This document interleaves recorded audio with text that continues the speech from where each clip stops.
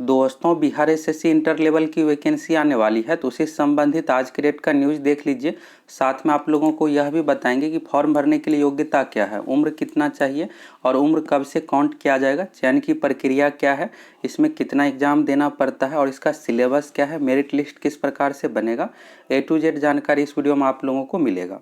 सबसे पहले न्यूज़ देख लीजिए। यह दैनिक जागरण आज के डेट का न्यूज़ है। द्वितीय इंटर स्तरीय परीक्षा के जरिए बीएसएससी करेगा 2649 नियुक्तियाँ।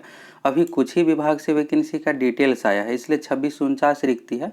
और 2014 में जो प्रथम इंटर स्तरीय की वैकेंसी आई थी तो उसमें 13,000 प्लस पोस्ट था। तो इस बार 13,000 नहीं रहेगा, उससे कम रहेगा, लेकिन 2649 से अधिक पोस्ट रहेगा। अभी सभी विभाग से वैकेंसी का डिटेल्स नहीं आया है, अभी इतना ही वैकेंसी का डिटेल्स आया है, इसलिए इससे अधिक पदों पर वैकेंसी आएगी।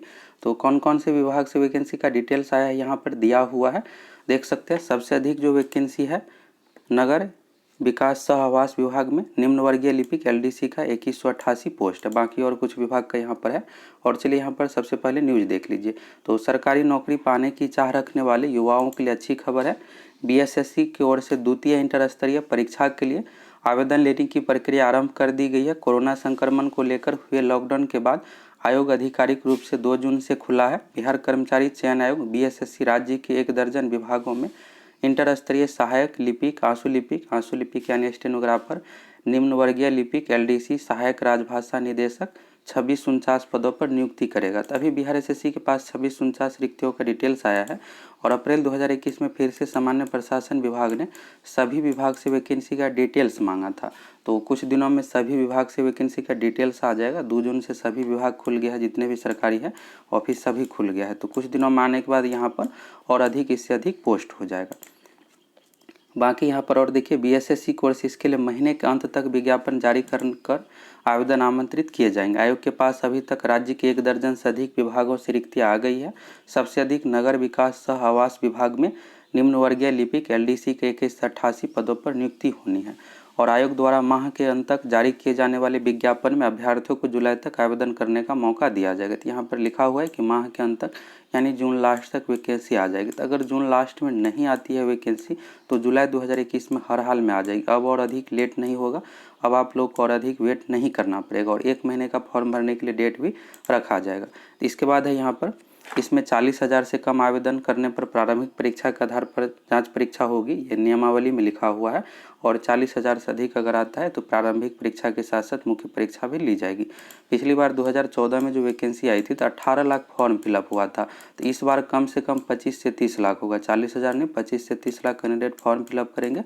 सबसे पहले पीटी एग्जाम होगा, पीटी एग्जाम आप पास कर जाते हैं तो इसके बाद मेंस एग्जाम ली जाएगी। मेंस के बाद टाइपिंग टेस्ट होता है, फिर आगे की प्रक्रिया यहाँ पर होती है। तो चलिए अब यहाँ पर सब कुछ क्लियर तरीके से समझ लीजिए। इसमें सिलेबस क्या है, सिलेक्शन किस प्रकार से होता है, योग्यता क्या है। यह 2014 Bihar SSC inter level vacancy का ऑफिशियल विज्ञापन है। यहाँ से आपको सब कुछ क्लियर समझ में आ जाएगा कि 2014 में सिलेक्शन का प्रोसेस किस प्रकार से रखा गया था। तो इस बार भी सेम इसी अकॉर्डिंग रहेगा। तो सबसे पहले फॉर्म भराना जो शुरू हुआ था 1 सितंबर 2014 से 11 अक्टूबर 2014 तक अंतिम तिथि था। लगभग 1.5 महीने का समय दिया जाएगा फॉर्म भरने के लिए।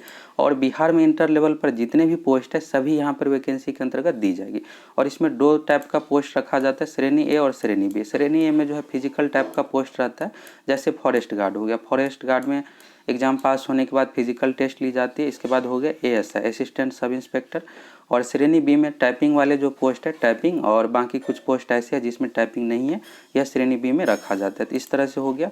और यहाँ पर पूरे इस तरह से वैकेंसी का डिटेल्स दिया जाता है कि सैलरी क्या है, किस कैटेगरी में कितना पोस्ट है, क्वालिफिकेशन क्या है, यहाँ पर आप देख सकते हैं सब कुछ यहाँ पर डिटेल सेम इस बार भी इसी तरह से दी जाएगी। इसके बाद यहाँ पर क्वालिफिकेशन डिटेल्स भी दिया जाता है। तो अब यहाँ पर आप समझ ये लीजिए, पिछली बार जो वैकेंसी टोटल दिया गया था 13,000 प्लस पोस्ट पे, यहाँ पर देखिएगा तो 12,140 जो है यह हो गया। इसमें फिजिकल नहीं है, टाइपिंग टेस्ट है या फिर डायरेक्ट सिलेक्शन है। और 900 लगभग पोस्ट था फिजिकल के लिए।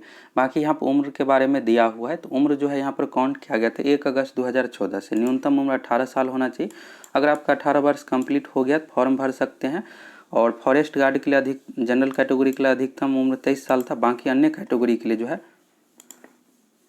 बाकी अन्य पोस्ट जैसे एलडीसी का पोस्ट हो गया, एलडीसी या और जो भी पोस्ट है इसके लिए जो आपको न्यूनतम उम्र होना चाहिए 18 साल और अधिकतम उम्र जो होना चाहिए जनरल कैटेगरी का 37 साल।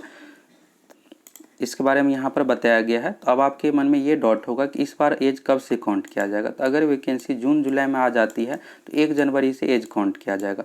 अगर वैकेंसी अगस्त या इसके बाद दी जाती है तो 1 अगस्त से काउंट किया जाएगा। तो अगर जून जुलाई इस बीच में आ जाती है वैकेंसी तो ज़्यादा उम्मीद है कि 1 जनवरी 2021 से इसका उम्र काउंट किया जाएगा। वैकेंसी आने के बाद और क्लियर हो जाएगा। तो जब वैकेंसी आएगी तो उस समय भी आप लोगों को पूरी जानकारी देंगे। हो सकता है कि फॉर्म भरने की अंतिम तिथि से ही काउंट किया जाएगा, इस तरह का भी हो सकता है, लेकिन ज़्यादा उम्मीद है कि 1 जनवरी से ही काउंट किया जाएगा। तो फॉर्म भरने के लिए जो न्यूनतम उम्र होना चाहिए 18 साल होना चाहिए। अधिकतम उम्र जनरल कैटेगरी का हो गया 37 साल।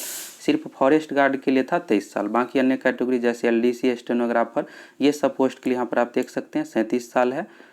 और इसके बाद ये हो गया पिछड़ा वर्ग, अत्यंत पिछड़ा वर्ग और महिला कैटेगरी के लिए 40 साल है। SC ST के लिए 2 साल और छूट 42 साल है। इस तरह से हो गया। और अधिकतम उम्र में और छूट मिलता है, ये कब से काउंट किया जाएगा तो जब वैकेंसी आएगी तो उसमें और क्लियर बताया जाता है। अब यहाँ पर क्वालिफिकेशन डिटेल्स देख लीजिए। न्यूनतम शैक्षणिक योग्यता, तो किसी भी बोर्ड से अगर आप 12वीं पास है तो इस फॉर्म को भर सकते हैं। कब तक 12वीं पास होना चाहिए तो फॉर्म भरने की अंतिम तिथि तक आपका रिजल्ट आ जाना चाहिए। यहाँ पर आप देख सकते हैं अंतिम तिथि तक मांगा गया। और किसी भी बोर्ड से अगर आप 12वीं पास, चाहे बिहार बोर्ड हो गया, CBSE बोर्ड, या फिर आप संस्कृत बोर्ड से या उर्दू बोर्ड से, अगर आपके पास 12वीं का डिग्री है तो इस फॉर्म को भर सकते हैं। बाकी आगे का देख लीजिए। यहाँ पर ऑनलाइन आवेदन आपको फिलअप करना है। परीक्षा शुल्क तो 300 रुपये का परीक्षा शुल्क है BSSC में। और इसमें सिलेक्शन का प्रोसेस के बारे में अब आप अच्छे से समझ लीजिए। तो सिलेक्शन का प्रोसेस टोटल 3 चरण में। सबसे पहले प्रारंभिक परीक्षा। तो प्रारंभिक परीक्षा PT एग्जाम में जो है टोटल 150 क्वेश्चन पूछा जाएगा और एक क्वेश्चन रहता है 4 मार्क्स का, यानी टोटल 600 अंकों की परीक्षा होगी। इस एग्जाम में नेगेटिव मार्किंग भी है, 1/4 नेगेटिव मार्किंग है। और इस बार जो है कट ऑफ भी अधिक जाएगा, इसलिए आपको अच्छे तरीके से तैयारी करना पड़ेगा। ऐसा नहीं है कि नॉर्मल तैयारी करके आप सिलेक्शन ले सकते हैं। और इसमें इंग्लिश भी नहीं है, इस कारण से और अधिक कट ऑफ जाएगा। तो यहाँ पर देख लीजिए किस विषय से कितना क्वेश्चन पूछा जाएगा। तो सबसे पहले है समान अध्ययन, यानी GK सेक्शन से 50 क्वेश्चन हो गया। सामान्य विज्ञान एवं गणित से 50 क्वेश्चन। तो साइंस से जो है 25 क्वेश्चन पूछा जाता है, 25 से 28। और गणित से यहाँ पर लगभग 25 क्वेश्चन के लगभग में पूछा जाएगा। इसके बाद है मानसिक क्षमता जांच, यानी रीजनिंग, टोटल 50 क्वेश्चन हो गया। क्वेश्चन ऑब्जेक्टिव टाइप का पूछा जाता है और 1 अंक प्रत्येक सही उत्तर के लिए 4 अंक मिलेगा। गलत उत्तर होने पर 1 अंकों की कटौती, यानी 1/4 नेगेटिव मार्किंग है। परीक्षा की अवधि 2 घंटे 15 मिनट की दी जाती है। एग्जाम में क्वेश्चन का लैंग्वेज हिंदी अंग्रेजी दोनों में रहेगा। और एग्जाम में आप किताब भी ले जा सकते हैं, सिर्फ NCERT किताब ले जा सकते हैं। किताब ले जाने से कोई भी आपको यहाँ पर फायदा भी नहीं होने वाला है। इसके बाद यहाँ पर देख सकते हैं प्रारंभिक परीक्षा पुस्तक सहित ली जाएगी। प्रत्येक खंड के लिए एक ही पुस्तक ले जाने की छूट होगी। तो 3 खंड है, 3 खंड में आप 3 तरह का पुस्तक ले जा सकते हैं, लेकिन पुस्तक ले जाने से किसी भी प्रकार का आपको कोई भी फायदा नहीं होने वाला है। और एक वीडियो का लिंक आपको डिस्क्रिप्शन में मिलेगा, उस वीडियो को जरूर देख लीजिएगा। उसमें पूरे डिटेल्स में यहाँ पर बिहार SSC का सिलेबस क्या है तो डिटेल्स में डिस्कस किए हैं। साथ में कौन कौन सा बुक आपको पढ़ना है, बुक के बारे में भी बताए हैं। यहाँ पर समान अध्ययन की बात करें तो समान अध्ययन में 4 सब्जेक्ट हो गया, हिस्ट्री, पॉलिटी, ज्योग्राफी, इकोनॉमिक्स। साथ में बिहार GK से भी क्वेश्चन पूछा जाएगा, यहाँ पर लिखा हुआ है। और करेंट अफेयर से भी क्वेश्चन पूछा जाता है। इसके बाद यहाँ पर हो गया साइंस। तो साइंस में फिजिक्स, केमिस्ट्री, बायोलॉजी हो गया। साइंस में बहुत टफ भी क्वेश्चन नहीं पूछा जाता है। और गणित, तो गणित में जो है इसमें एरिथमेटिक ही पूछा जाता है। एडवांस मैथ यानी त्रिकोणमिति, ज्यामिति, तो इन सभी टॉपिक से क्वेश्चन नहीं पूछा जाएगा।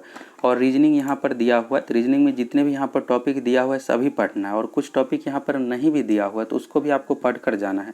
बिहार SSC में आप चाहिएगा कि 50 में से 50 रीजनिंग बना ले अच्छी तैयारी का, तो नहीं बना सकते हैं। इसमें 35 से 40 नॉर्मल पूछा जाता है, बाकी 10 से 15 टफ लेवल का पूछा जाता है। तो रीजनिंग की तैयारी आपको बढ़िया से करना पड़ेगा, तभी आप सभी क्वेश्चन बना पाइएगा। गणित में आप 25 में से 25 बना सकते हैं, लेकिन रीजनिंग में नहीं।